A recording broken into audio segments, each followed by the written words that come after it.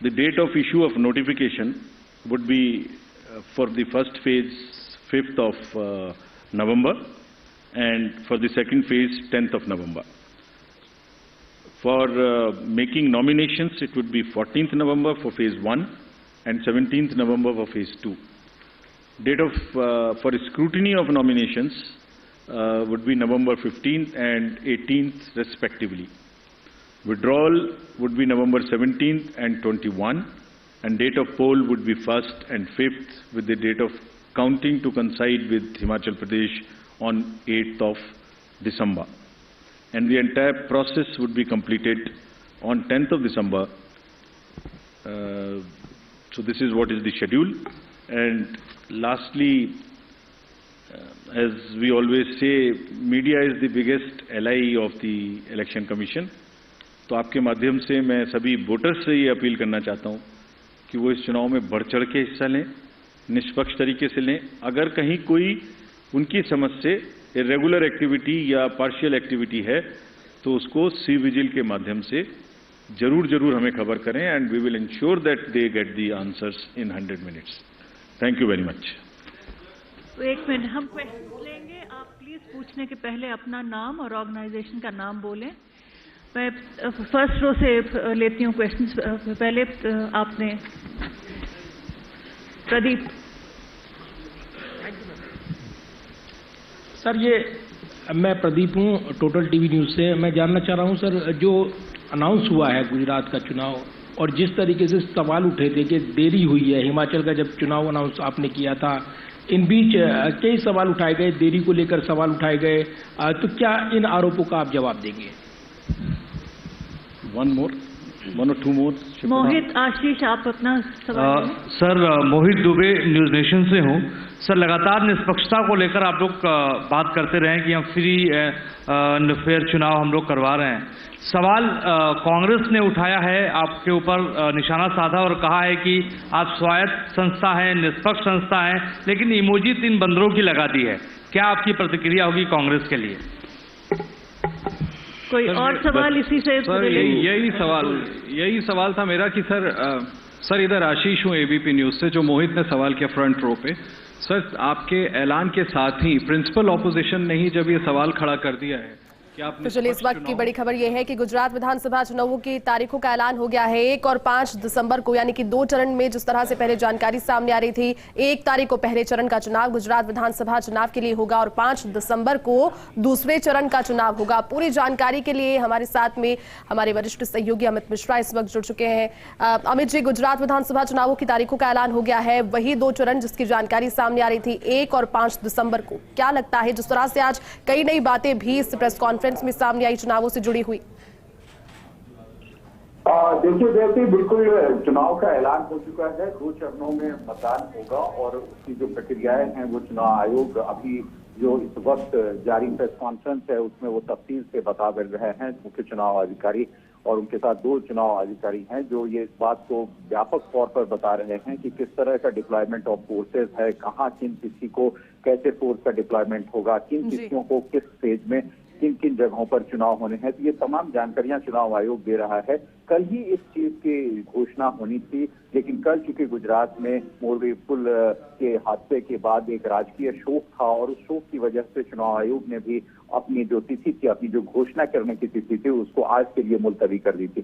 तो अब सियासत पूरी तरीके से गुजरात पर फोकस हो जाएगा। कांग्रेस अध्यक्ष मल्लिकार्जुन खड़गे ने थोड़ी देर पहले एक ट्वीट किया है, जिस ट्वीट में उन्होंने तमाम वो बातें लिखी हैं जो वहां के मतदाताओं को लुभाने के लिए कांग्रेस पार्टी कर सकती है। आज सुबह आपने देखा कांग्रेस पार्टी ने एक कटाक्ष किया था चुनाव आयोग के ऊपर और उसमें एक सटायर था, 3 बंदरों का चित्रण किया गया था। चित्र में वो लिखा गया था कि एक संवैधानिक स्वायत्त संस्था है लेकिन कैसे काम करेगी। तो एक तरीके से कांग्रेस लगातार चुनाव आयोग की कार्यप्रणाली पर सवाल उठा रहा है, क्योंकि चुनाव आयोग पर ये पहले से भी दबाव था कि हिमाचल के साथ ही गुजरात के चुनाव की तिथियां घोषित हो, लेकिन हिमाचल की जो परिस्थितियां हैं, जो वहां के एटमॉस्फेयर्स हैं उसकी वजह से वहां का चुनाव पहले कराया जाना चुनाव आयोग ने ठीक समझा और उसके बाद चुनाव आयोग ने पूरी तरीके से गुजरात को समय दिया। ये कांग्रेस का आरोप है कि चुनाव आयोग ने गुजरात में वहां के प्रशासन को वहां की सरकार को पूरे तरीके से एक छूट दी जिसके तहत वो अपनी घोषणाएं कर सकें। लेकिन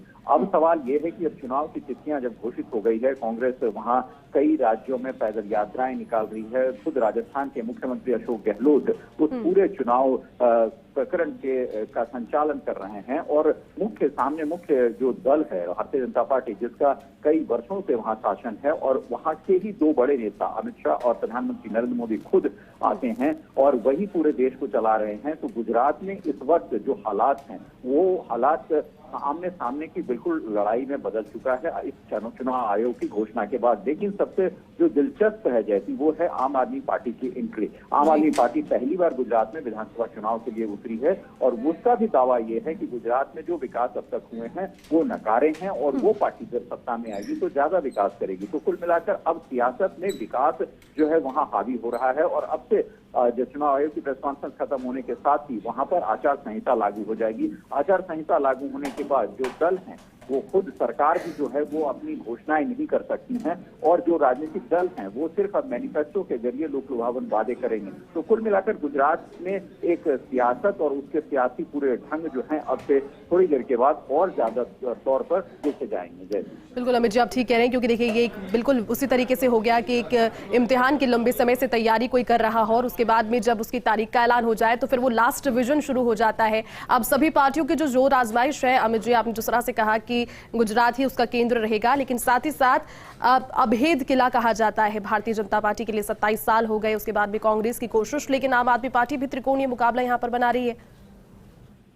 बिल्कुल बना रही है। आम आदमी पार्टी और गुजरात में कांग्रेस दोनों आमने सामने भारतीय जनता पार्टी से लड़ने के का मूड बना चुकी है। लेकिन मैं आपको बताऊं पिछले चुनाव में गुजरात में कांग्रेस ने बहुत अच्छा प्रदर्शन किया था, क्योंकि उस चुनाव में पटेल समुदाय का एक बड़ा जो वर्ग था लेवा पटेल का, उसका वोट गुजरात में कांग्रेस पार्टी को मिला था। वहां से कई बड़े नेता गुजरात के पटेल समुदाय के कांग्रेस पार्टी में शामिल हुए थे। हार्दिक पटेल जैसे मतलब युवा थे वो कांग्रेस पार्टी में शामिल हो गए।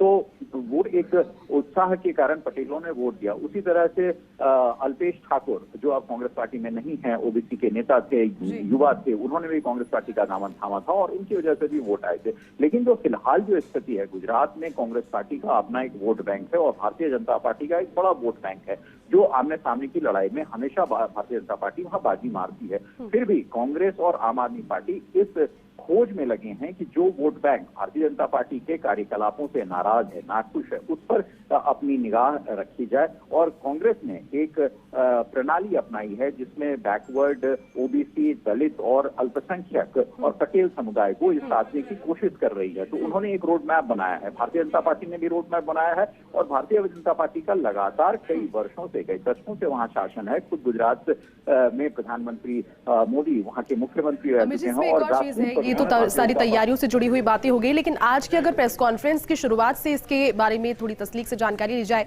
तो मुख्य चुनाव आयुक्त का ये कहना कि 4.5 लाख से ज्यादा नए मतदाता इसमें जुड़ेंगे, कई बदलाव किए गए हैं। ऐसे दूरगामी स्थान जहां पर मात्र सिर्फ एक वोटर है, उनके पीछे पूरे 15 लोगों की टीम रहेगी। तो जो एक ट्रांसपेरेंसी की बात चुनावों को लेकर हमेशा से होती है, उसके पूरे ब्यौरा आज उन्होंने दिया और उसके साथ में ये सुनिश्चित करने की बात उन्होंने कही कि इस पर जितनी भी टीमें हैं वो लगातार मॉनिटरिंग करती रहे, ट्रांसपेरेंसी चुनाव की बरकरार रहे।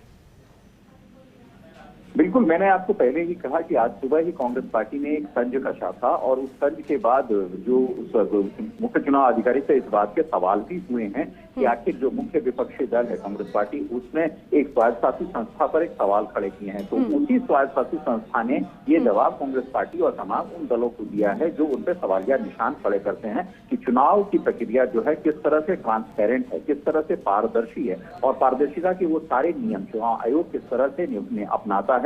ये आज कोई नई बात नहीं है। संविधान के लागू होने के बाद से जब से चुनाव आयोग एक स्वायत्तशासी संगठन के तौर पर देश में चुनाव का कार्य देख रहा है, तब से वो पारदर्शिता लाता है। चुनाव आयोग के मुख्य चुनाव अधिकारी कई ऐसे हुए हैं जिनकी वजह से चुनाव आयोग का जिक्र लोगों की जुबान पर आया और वो एक तरह की जो पारदर्शिता की का पैमाना था उसको चुनाव आयोग मेंटेन कर रहा है। जहां एक भी वोटर है, जहां 1000 भी वोटर है, वहां चुनाव आयोग की वही प्रणाली है जो कमोबेश हर जगह पर अपनाई जाती है। पैरामिलिट्री फोर्सेस का जो डिप्लॉयमेंट है वो उसी तरीके से है जो संवेदनशील और अति संवेदनशील मतदान केंद्र हैं। चुनाव आयोग ने तफसील से बताया है कि कितने मतदान केंद्र जो हैं वो संवेदनशील हैं और अति संवेदनशील हैं। तो इन संवेदनशील और अति संवेदनशील मतदान केंद्रों पर किस तरह पैरामिलिट्री फोर्सेस स्थानीय पुलिस के साथ, स्थानीय अधिकारी के साथ डिप्लॉयमेंट करेगी, ये आज के बाद जैसी पूरा कार्यभार सीधे चुनाव अधिकारी देखेंगे। जो गुजरात में मुख्य चुनाव अधिकारी यहाँ के रिप्रेजेंटेटिव हैं वही रिपोर्ट करेंगे और उनको रिपोर्ट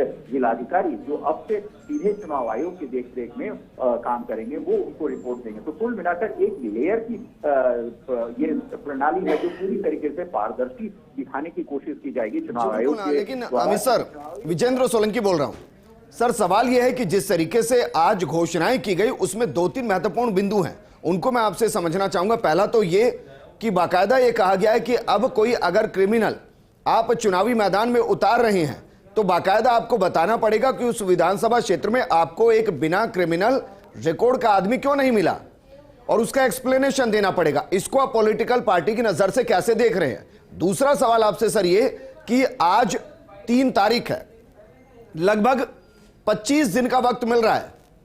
क्या वाकई में आपको लगता है कि पूरे स्टेट के इलेक्शन में एक पॉलिटिकल पार्टी को 25 दिन काफी होते हैं इलेक्शन की तैयारी करने के लिए, जनता तक पहुंचने के लिए? विजेंद्र, देखिए 2 बातें हैं इसमें। पहली बात तो ये है कि जो आपने जिक्र किया अपराधी कहीं पे है और राजनीतिक दल पर एक दबाव है कि क्या अपराधी के अतिरिक्त उस इलाके से कोई व्यक्ति विशेष नहीं मिल पाया जिसकी छवि साफ सुथरी हो, जिसपे कोई मुकदमा दर्ज ना हो। तो ये एक न्यायिक प्रक्रिया के तहत ये चीजें आई हैं। सुप्रीम कोर्ट ने कई बार जब वहां पर ये संसर गया कि अमुक व्यक्ति जो अपराधी व्यक्ति छवि का है उसने ये चुनाव लड़ा और जीता या हारा, उसके मामले पर सुप्रीम कोर्ट की कई सारी रूलिंग्स हैं जिसके तहत चुनाव आयोग ने इस तरह की प्रतिक्रियाएं दी है। नंबर 1। नंबर दूसरी बात जो आपने कही कि क्या जो 25 दिन का वक्त है वो चुनाव के लिए मुफीद है, ये मैं आपको बताऊं कि चुनाव की प्रक्रिया, चुनाव के जो ऐलान होते हैं वो सिर्फ इसलिए होते हैं कि हाँ आज से अमुक तारीख से आचार संहिता लागू हो गई, अब सरकार की तरफ से कोई घोषणा नहीं हो पाएगी और जो रणभेरी है वो बच चुकी है, अब युद्ध के मैदान में है। उसके पहले जो समा बनती है उसके पहले वो समा बांधी जाती है और लगातार आप देख रहे होंगे मुख्यमंत्री राजस्थान एक कैंपेन कर रहे हैं पूरा गुजरात में, उनके साथ कांग्रेस की पूरी टीम है। प्रधानमंत्री नरेंद्र मोदी का लगातार दौरा चल रहा है, अमित शाह गृह मंत्री देश के उनका दौरा चल रहा है, खुद वहां भारतीय जनता पार्टी के कई बड़े शीर्षस्थ नेता लगे हैं, आम आदमी पार्टी के राष्ट्रीय अध्यक्ष अरविंद केजरीवाल वहां लगे हैं। तो एक तरह माहौल तो वहां बनाया जा चुका है कई महीने पहले से कि गुजरात की रणभेरी अब बजेगी और तब बजेगी। आज चुनाव आयोग ने उस रणभेरी को बजा दिया है। तो सर एक और सवाल सर, क्योंकि ये पब्लिक डोमेन में सवाल उठ रहे हैं, जैसे हिमाचल का चुनाव होना है उसकी भी 8 दिसंबर को काउंटिंग होनी है, गुजरात की वोटिंग पड़ेगी उसकी काउंटिंग भी 8 दिसंबर को होगी, लेकिन 12 नवंबर को हिमाचल के अंदर वोटिंग हो जाएगी। क्या इससे पहले कभी ऐसा हुआ है कि 25 दिन लग जाए काउंटिंग और वोटिंग और काउंटिंग के बीच के एक अंतराल के लिए? बिल्कुल ऐसा कई बार विचित्र हुआ है। विभिन्न राज्यों में जो चुनाव उनके मतदान मतपेटियों में बंद हो जाते हैं और उसके बाद दूसरे मुख्तलिफ इलाकों में दूसरे प्रदेशों में चुनाव होती है और मतगणना की तिथि एक होती है। ये कई बार ऐसा होता है। क्यों ऐसा होता है उसका रीजन ये है कि उस चुनाव विभिन्न प्रदेशों के अगर रिजल्ट आ जाए पहले 10-20 दिन पहले तो उसका इम्पैक्ट जो होता है वो दूसरे राज्य में होता है। जो मैं पारदर्शिता की बात कह रहा था जो कांग्रेस पार्टी सुबह से लगातार उठा रही है वही पारदर्शिता चुनाव आयोग यहाँ दिखाने की कोशिश कर रहा है कि हिमाचल में क्योंकि वहाँ का एटमॉस्फेयर है, वातावरण है, सर्दी ज्यादा पड़ती है तो वहाँ चुनाव की प्रक्रिया पहले अपनाई जा रही है। गुजरात में वैसी स्थिति नहीं है तो गुजरात की प्रक्रिया बाद में अपनाई गई। 25 दिन अभी से वक्त है लेकिन जो मतगणना होगी वो एक साथ होगी ताकि उसका इम्पैक्ट जो है वो ऐसा ना लगे कि हिमाचल में कोई अमुक पार्टी जीत रही है तो वही पार्टी गुजरात में भी ज्यादा ताकतवर हो जाती है। दिखाने की कोशिश एक है लेकिन इन कोशिशों से ज्यादा ऊपर की बात है कि अगर हिमाचल में किसी एक पार्टी को वोट मिलेगा तो वो पार्टी उसके संदेश उसका मैसेज दूसरे राज्यों पर चला जाता है तो वातावरण में जो पोलराइजेशन होता है वोटिंग का वो शुरू हो जाता है। तो ये एक तरीके से चुनाव आयोग ने अपने आप को स्वच्छ रखने साफ सुथरी छवि रखने के लिए एक मतगणना की तिथि रखी है। ऐसा पहले भी होता आया है। ठीक है अमित जी, आप हमारे साथ बने रहिए। दिल्ली न्यूज एडिटर अदिति नागर भी हमारे साथ जुड़ चुकी हैं। अदिति, जिसका इंतजार किया जा रहा था गुजरात में चुनाव की तारीखों का ऐलान हो गया है, 2 सवाल आपसे हैं। एक तो ये कि जो आज तारीखों का ऐलान हुआ उसको आप पॉलिटिकल पार्टी के नजरिए से अलग अलग कैसे देख रही हैं?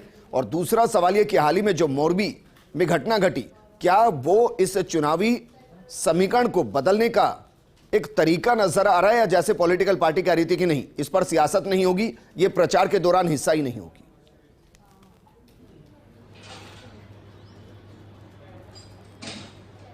देखिए, जब ये मोरबी का किस्सा हुआ तो कहीं ना कहीं ये माना जा रहा था, क्योंकि देखिए 28 तारीख से 2 तारीख के बीच में ये कहा जा रहा था कि इलेक्शन कमीशन प्रेस वार्ता कर सकता है और ड्यू है प्रेस वार्ता। अब जब प्रेस वार्ता नहीं हुई, चुनाव के ऐलान नहीं हो रहे थे, तो पॉलिटिकल पंडित हुए, दूसरी पार्टियों के जो पॉलिटिकल लीडर्स हुए, वो ये कह रहे थे कि मोरबी घटना से भारतीय जनता पार्टी डर चुकी है और यही वजह है कि समय लेना चाहती है।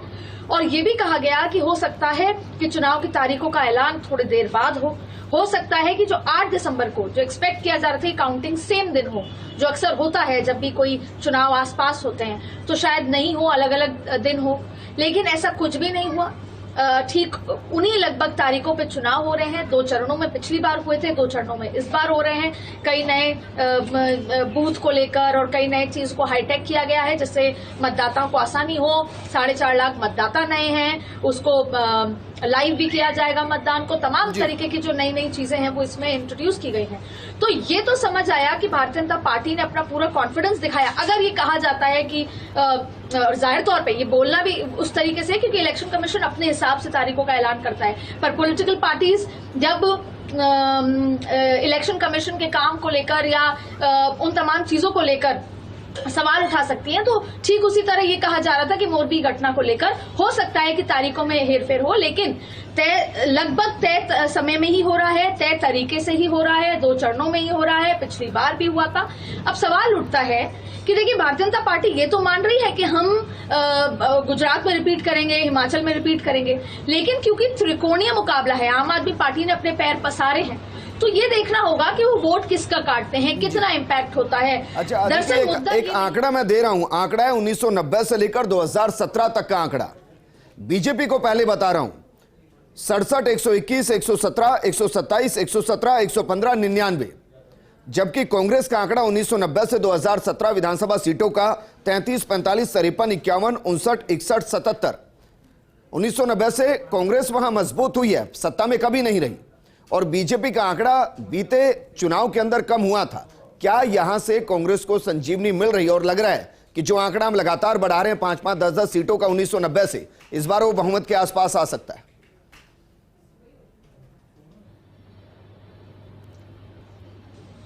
देखिए, बहुत साफ बात करें तो कांग्रेस के लिए गुजरात में संजीवनी कौन था? या तो अहमद पटेल थे या फिर अशोक गहलोत थे। जो आपने 77 का आंकड़ा पिछली बार बताया, तब भी अशोक गहलोत ने ही वहां चुनाव प्रचार किया था राहुल गांधी के साथ। वो वहां पे प्रभारी के रूप में गए थे, उन्होंने मंदिर भेजा था। जो भी तरह की राजनीति हुई, 77 का आंकड़ा आया और तभी 99 का आंकड़ा बीजेपी के पास आया। अब एक बार फिर अशोक गहलोत सीनियर ऑब्जर्वर की तरह वहां पर है। जाहिर तौर पर अहमद पटेल नहीं है, लेकिन अहमद पटेल की गाइडलाइंस और अहमद पटेल के काम करने के तरीके और वहां के उनके कार्यकर्ता हैं। देखिए, ये बात तो साफ है कि केंद्र जो कांग्रेस है, वो ना पिछली बार ना इस बार कोई बहुत तरीके से वहां काम कर रही है। पिछली बार भी उन्होंने अशोक गहलोत और राहुल गांधी पर सब छोड़ दिया था, और इस बार राहुल गांधी सीन में है ही नहीं, तो केवल अशोक गहलोत के दारोमदार है। क्योंकि आप और हम ये जानते हैं और वहां की जनता भी जानती है कि बहुत ज्यादा वहां पर जो लोकल लीडरशिप है, जैसे शक्ति सिंह गोयल हमेशा दिल्ली नजर आते हैं, या फिर अगर हम और किसी की बात करें, अर्जुन मोटवारिया की बात करें, तो वहां की लोकल लीडरशिप स्ट्रांग नहीं है। अगर कांग्रेस जो अपनी जमीन खंगाल रही है, वो केवल उन मुद्दों पर जहां जहां बीजेपी विफल रही है, लेकिन आसान नहीं है, क्योंकि सामने है नरेंद्र मोदी और अमित शाह। और हमने और आपने देखा है कि चाहे उत्तर प्रदेश के चुनाव के नतीजों के ठीक बाद उसी दिन रात को जब नतीजे आते हैं, तो सुबह 6 बजे प्रधानमंत्री नरेंद्र मोदी गुजरात पहुंच जाते हैं रोड शो करने, क्योंकि गुजरात उत्तर प्रदेश के नतीजों के बाद गुजरात का चुनाव होना था। और जितना महत्वपूर्ण उत्तर प्रदेश है, जितना महत्वपूर्ण कहा जाता है कि उत्तर प्रदेश की गलियों से ले जाया जाता है आपको दिल्ली की गलियों तक, दिल्ली के उस रायसीना हिल्स तक, ठीक उसी तरह अगर अभी पिछले 8 साल की बात करें तो गुजरात भी रायसीना हिल्स तक लेकर आता है, क्योंकि गुजरात की पूरी कैबिनेट, केंद्र की जो पूरी कैबिनेट है, उसमें गुजरात का दारोमदार बहुत है। तो ऐसे में गुजरात हर बहुत सारे एस्पेक्ट से इंपॉर्टेंट है, क्योंकि गुजरात के जो आंकड़े में। एक और सवाल है, सवाल तीनों पार्टियों को लेकर है, क्योंकि आप कह रहे हैं कि त्रिकोणीय मुकाबला शायद ये हो सकता है। जब मैं बीजेपी की बात करता हूं तो मुझे स्टार प्रचारक की लिस्ट में बहुत साफ दिखाई देता है कि प्रधानमंत्री मोदी होंगे, अमित शाह होंगे, योगी आदित्यनाथ होंगे और उसके बाद जेपी नड्डा होंगे और तमाम नेता होंगे। जब मैं आम आदमी पार्टी की बात करता हूं, मुझे साफ दिखाई देता है कि अरविंद केजरीवाल मुख्य भूमिका में होंगे, मनीष सिसोदिया होंगे और उनके नेता होंगे। लेकिन जब मैं कांग्रेस की बात करता हूं तो स्टार प्रचारक में हो सकता है सोनिया गांधी का नाम हो, राहुल गांधी का नाम हो, लेकिन वो कितना इन्वॉल्व गुजरात में होंगे, इसको लेकर मेरा कंफ्यूजन है। क्या ये कंफ्यूजन कांग्रेस के अंदर भी है कि मल्लिकार्जुन खड़गे से इतर गांधी परिवार की तरफ से लीड गुजरात में कौन करेगा?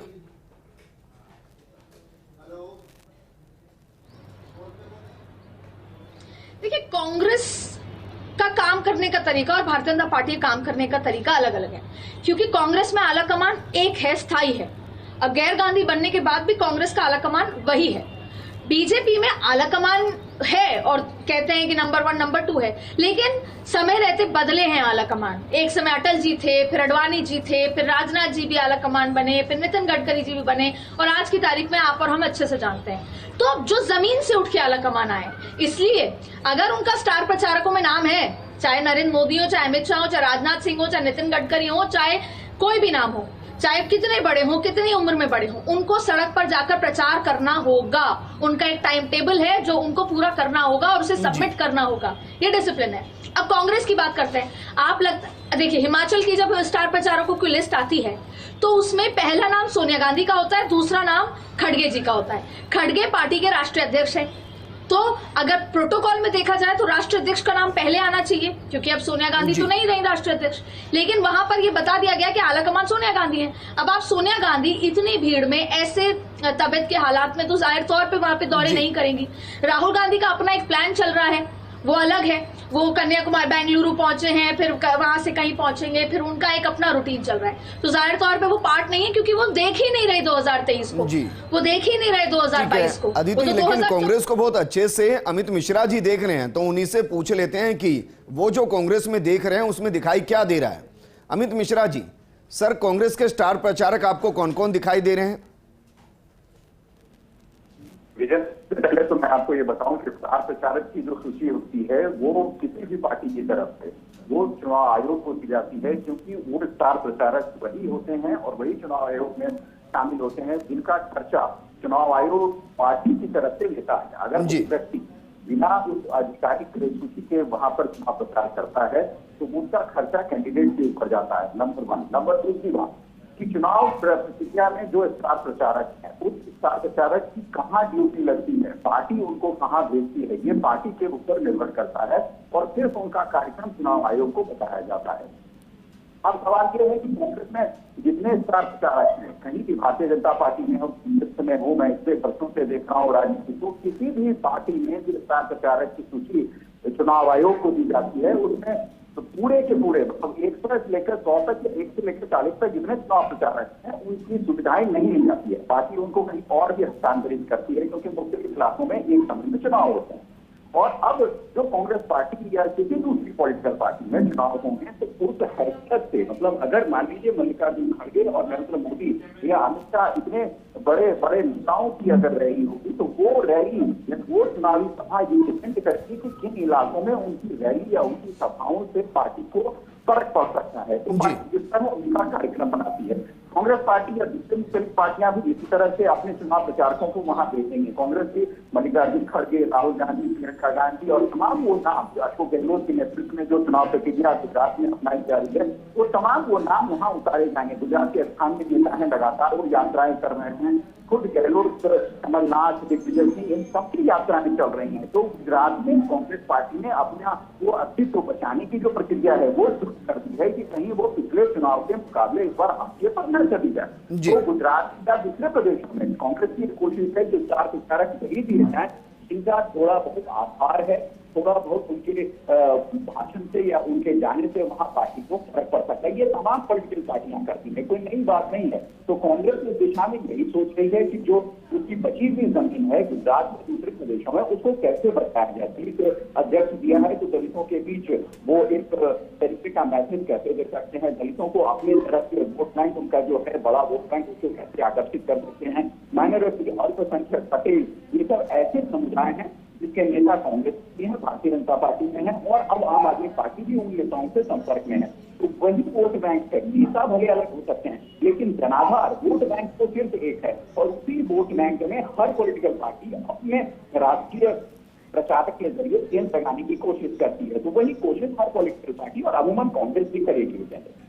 बिल्कुल अमित जी, तो ये सत्ता का संघर्ष है जिसकी कोशिश और जिसके लिए जद्दोजहद सभी दल अपने अपने तरीके से कर रहे थे और अब तारीखों के ऐलान के साथ में और भी ज्यादा कोशिशें तेज हो जाएंगी। आप सभी का बहुत बहुत शुक्रिया साथ जुड़ने के लिए और तमाम जानकारी हमारे साथ साझा करने के लिए।